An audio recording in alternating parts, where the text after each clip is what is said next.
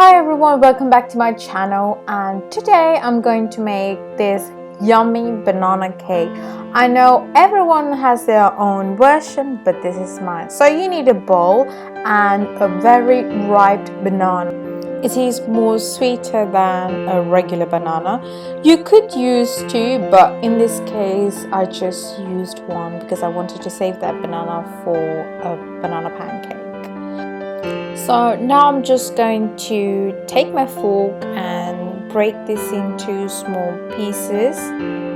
If you know that your family doesn't really like a lot of banana, just use one. Or if you want to naturally make it more sweeter, you can put two bananas. It's all up to you.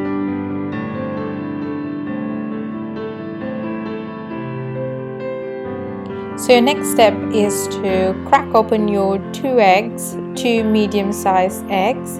So what I'm doing here is I am prepping my wet ingredients, and I'm going to then prep my dry ingredients separately and then mix everything together at the end. Now put 1 tablespoon of vanilla extract.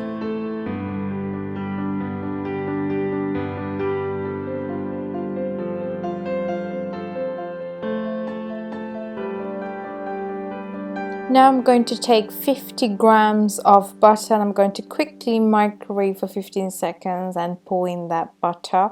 And I'm just going to roughly beat it, and it will look something like this. This is a really nice banana cake, and I'm sure you can find these products somewhere lying around in your cupboard. Especially if you want a nice sweet treat, this is the perfect cake to have, especially during these times. And you will see I'll probably not have all the ingredients like baking paper, for example. So back to my dry ingredients. You're going to put half a cup of flour, and in this case I use self-raising flour, that's what I could find, and then half a cup of sugar, and then 1 tablespoon of baking powder. I know in this clip I used a teaspoon, but you have to put in 1 tablespoon of baking powder. That's why I did it twice. And then baking soda is 1 teaspoon. Make sure you put only a teaspoon, guys.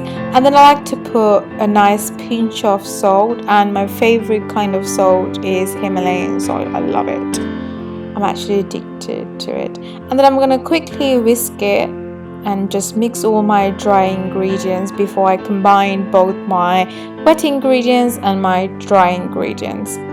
Now the next step is I'm going to pour in slowly my wet ingredients and then whisk it.